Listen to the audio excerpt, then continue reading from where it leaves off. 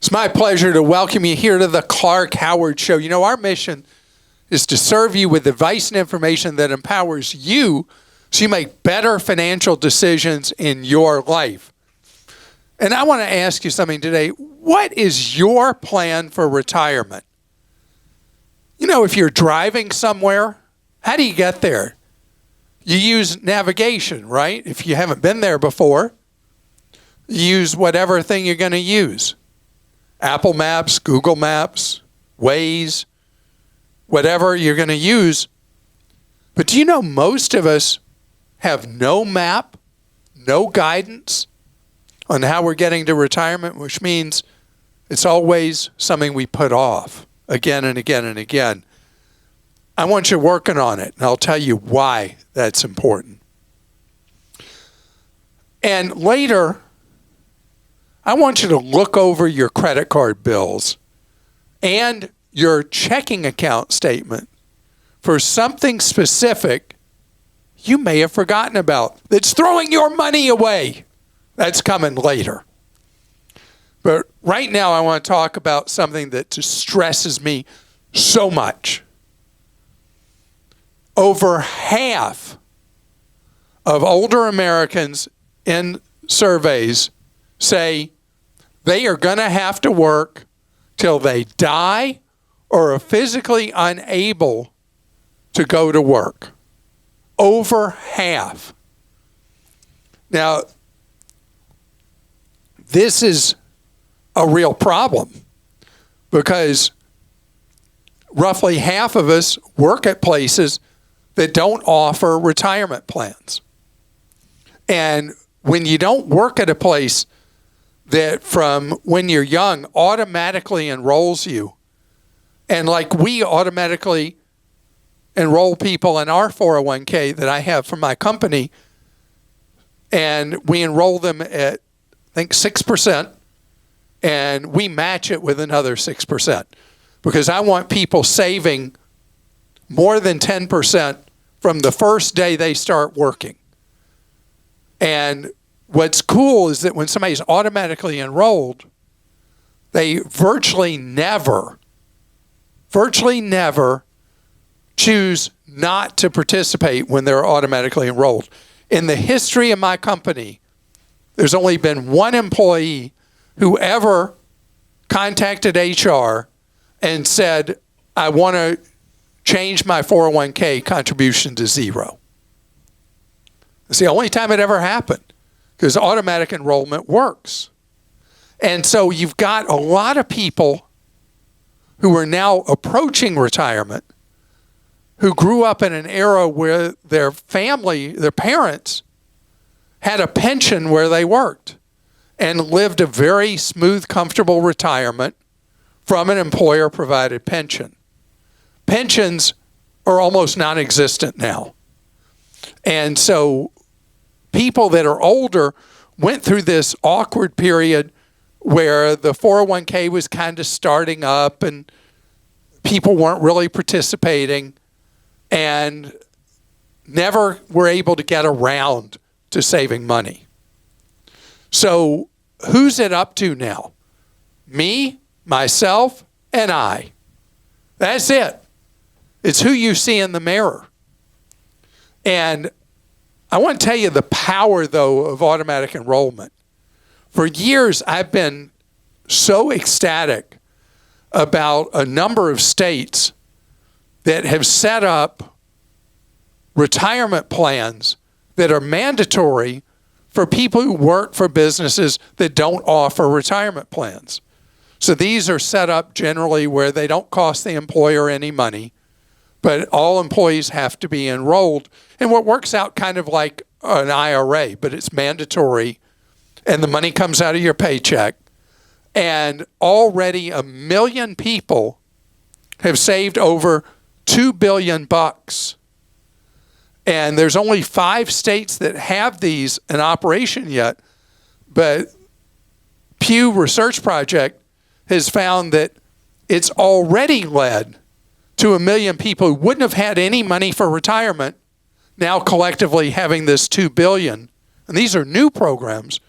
Now there are more states that came in this year And there should be a simple national retirement plan. What a wish. Instead of all our crazy alphabet soup with rules that change all the time. But in your situation, if I'm talking to you, you're working somewhere, you're working for yourself, and you have no automatic retirement plan you're being pushed into. You do it yourself. You do it yourself. Where you automatically have money come out of your paycheck and go into a retirement plan. Of course, my favorite is the Roth IRA. I'd marry it if that was legal. Love the Roth IRA. Wow. I mean, really, it is such an empowerment thing. Available from low-cost companies like my favorite children. You put the money in. You don't know anything about investing. Put it in the target retirement fund for the year closest to when you'd like to retire. And you put that money in automatically. Automatic is key. Best of intentions don't get things done. Automatic gets things done. On the issue of rainy day accounts, automatic. You know, with your paycheck, you can have a diversion, a part of it go into a savings account. You know, some of it goes into your checking account, most of it.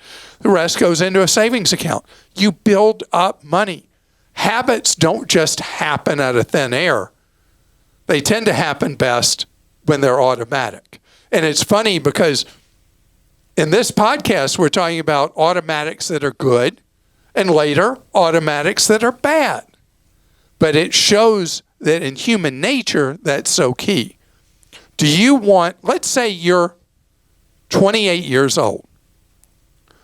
Do you want to be working when you're 88? Okay, let's think about that.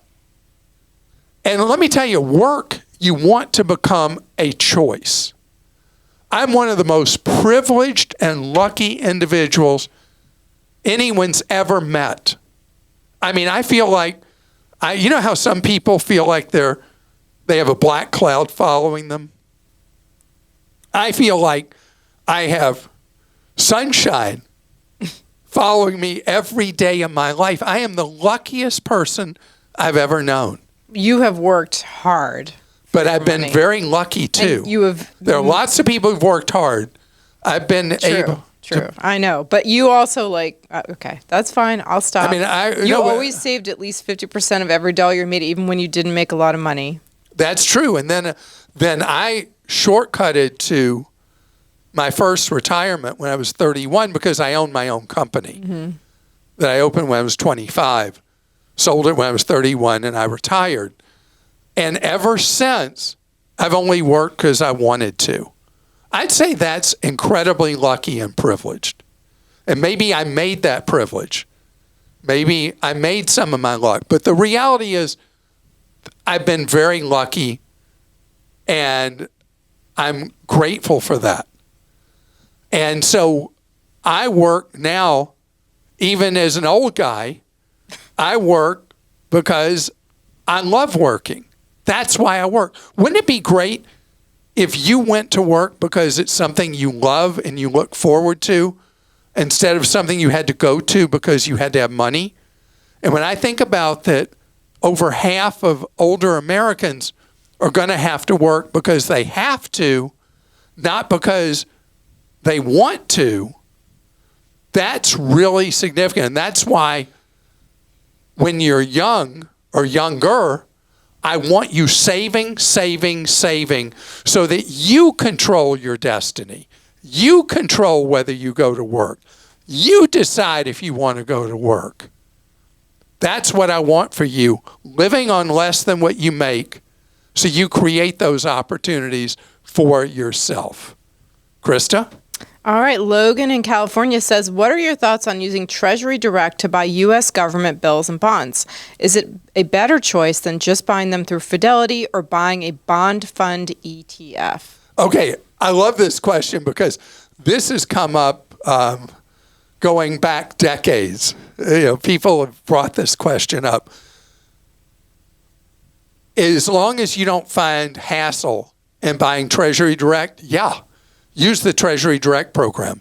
You'll lose a little bit of your return buying through a discounter like Fidelity, Schwab, something like that. Or don't buy from a full commission stockbroker. Then you're losing a lot of spread.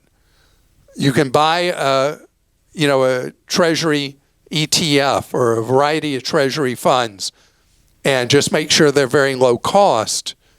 But there are people who specifically want to own individual issue bonds. And so you can build a portfolio extremely easily, have one simple statement inside a brokerage account, like with Fidelity or Schwab. Again, not with any bank-based brokerage, they'll rip you off. Or you can do the Treasury Direct if you don't mind a little more steps, a few more steps, a little more paperwork. Chris in New York says, I listen to your podcast every morning while walking. Thank you for all the information. I've learned so much. Recently, I received an email from Verizon, our current cell phone provider, regarding teaming up with Openbank, offering interest at 4.2% on a new savings account and money off your cell phone bill, up to $180 off over 12 months. I've not heard of this bank and would love your opinion. Thanks for all you do. Yeah, they're one of the online banks that are FDIC insured.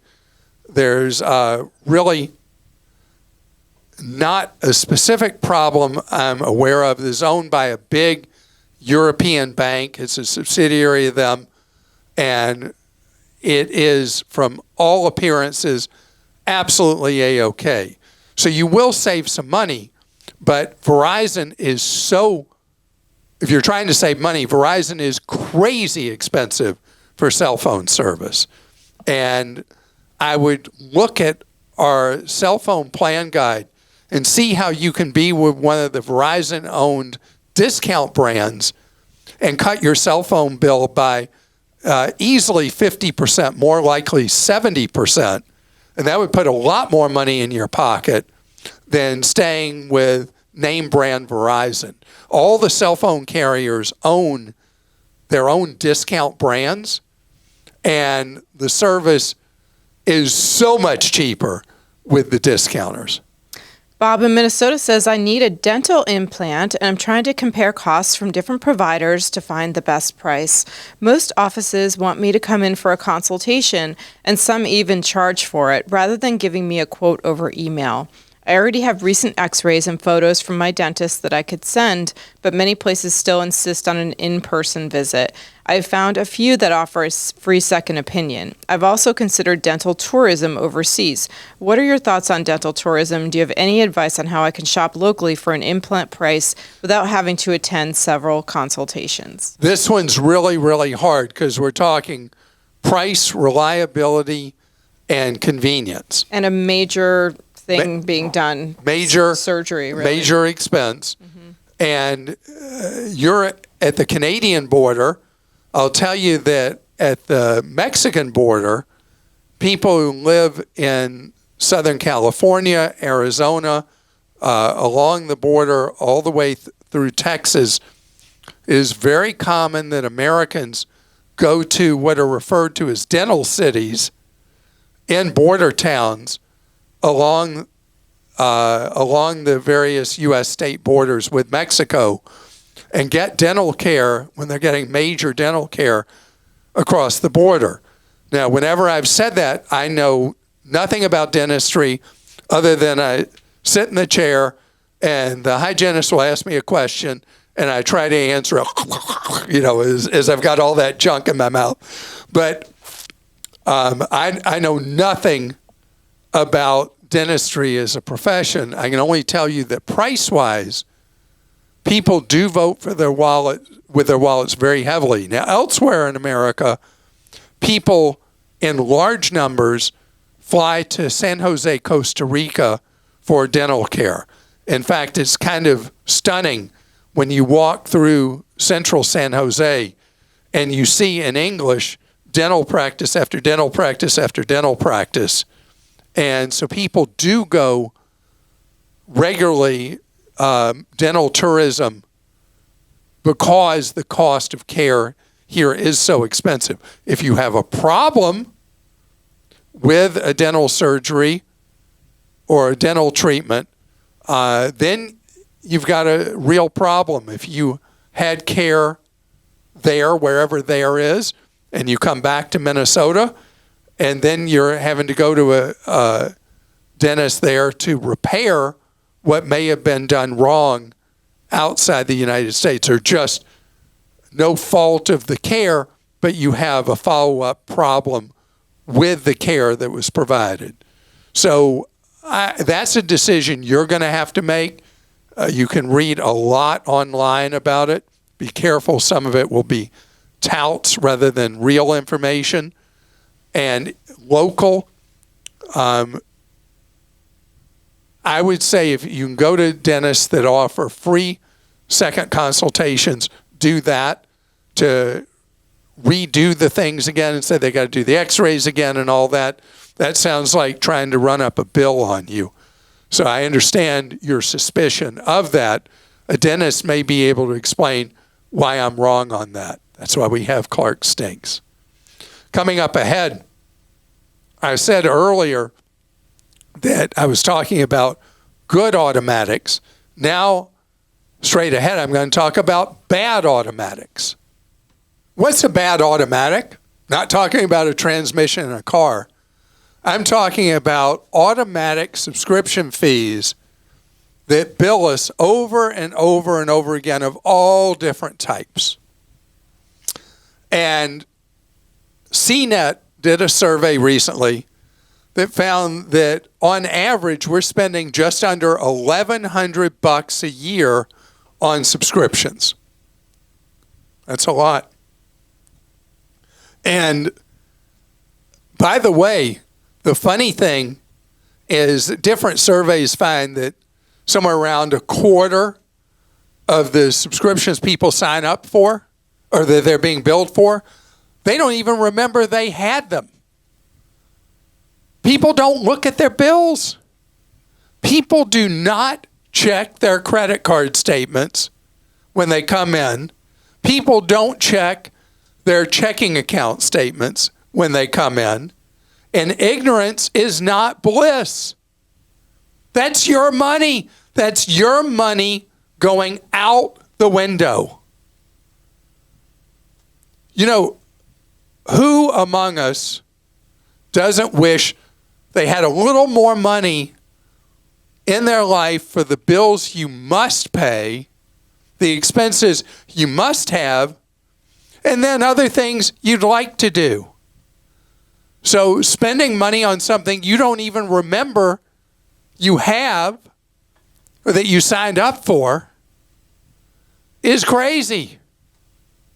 Subscriptions of all different kinds. And so here's my challenge for you. Even if you won't do it regularly,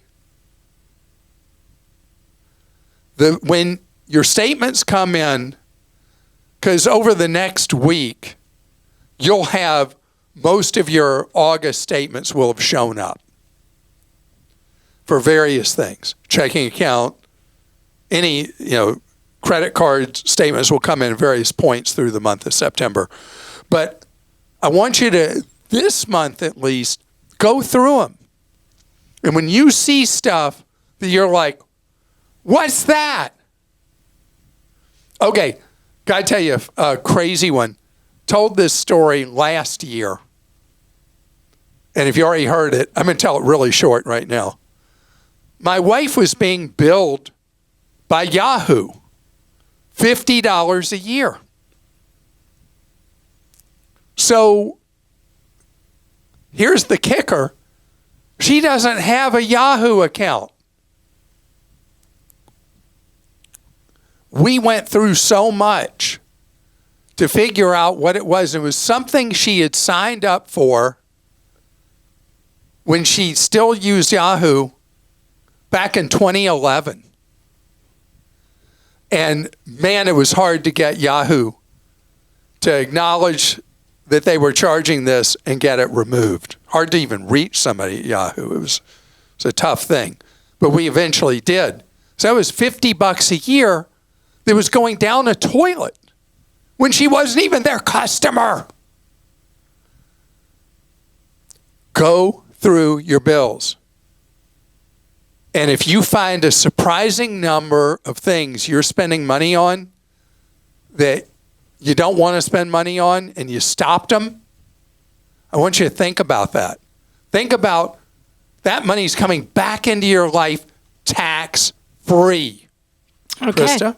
Tim in Florida says, virtual credit card warning. We got hit with a surprise subscription fee on one of our cards. It turns out it was for a service we tried but didn't use to watch our 6-year-old granddaughter's T-ball game streamed on the web.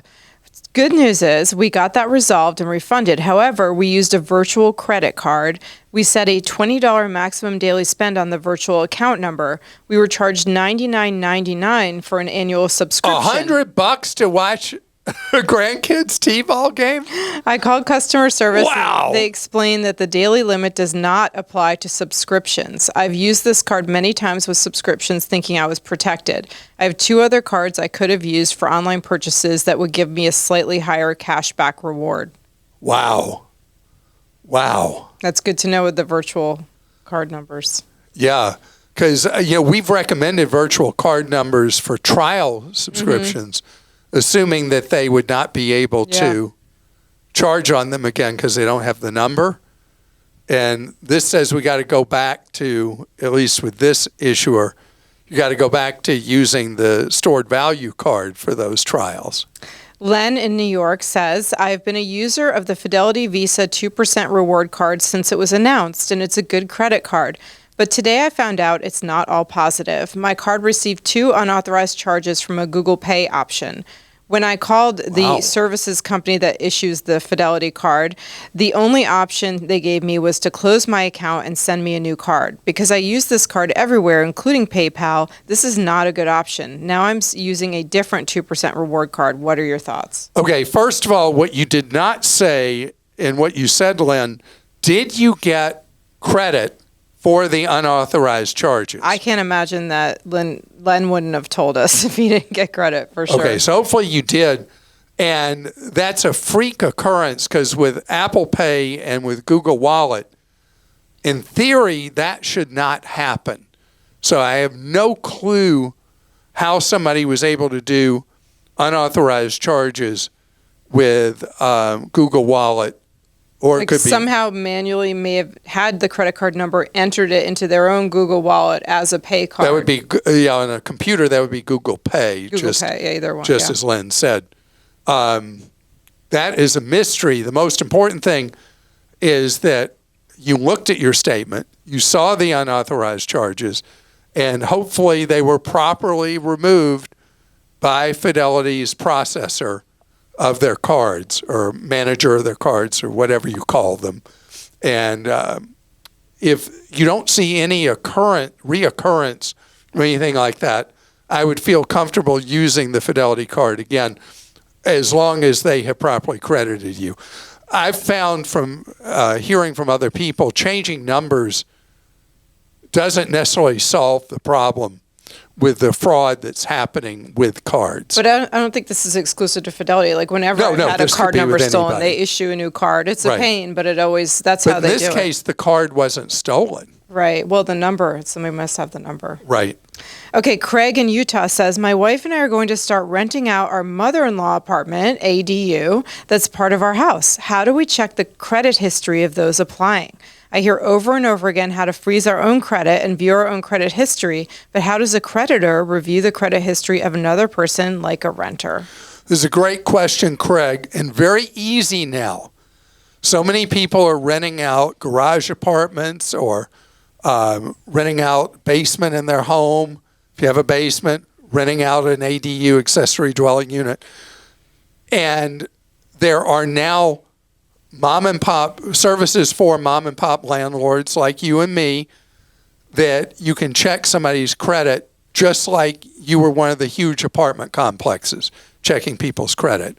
NOLO has a briefing on it. You can read nolo.com, and they also recommend some services. If you do any kind of Google search or anything like that, you'll find a lot of different small landlord credit check services you can hire. And in your application for somebody renting your ADU, just like an apartment complex, as long as your application comes with a fee, the fee can be for whatever it costs you to check that individual's credit. And you can do it with the individual credit bureaus as well. You have to get permission from the tenant. Right. But you can directly pull, like if you just Do you want to think pull. that's easier? I don't know. I mean, it's probably not easier, but it may be cheaper. Most landlords I know use these I know. services. There are some. I can't believe you. Convenience over price. I don't think it's cheaper going direct to I think it's free. Equifax, TransUnion. No. You're doing a trade line request. You're paying for that when you are working. That's how Equifax, TransUnion, and Experian make their money, is on fees they charge businesses for access to credit reports. If they're doing something free, somebody there really didn't get enough oxygen one day. That's not what the credit bureaus do. So, I stand corrected if they do those searches for small landlords for free, although I would be stunned beyond measure. Anyway, you know what else would be shocking beyond measure? I have a relative who's been trying to reach a human at one of the credit bureaus about a problem with their credit report. It's so amazingly difficult, and there's no pressure on them anymore because the Consumer Financial Protection Bureau is basically non-functional right now. And so the credit bureaus are just unbelievable to deal with as a consumer, just crazy bad, even though the law requires that you should be able to speak to a human. The credit bureaus are like, who cares what the law is? Anyway, enough about that. Have an absolutely wonderful day today, and know that we serve you so many different ways, including with one-on-one free advice, something we've been doing since 1993. And you can see how to get that free one-on-one advice by going to clark.com/CAC for Consumer Action Center. And we actually talk to you, unlike the credit bureaus. Everything we do, every way we serve you, it's all about your empowerment with knowledge so you can save more, spend less, and avoid getting ripped off. And we'll see you on Wednesday.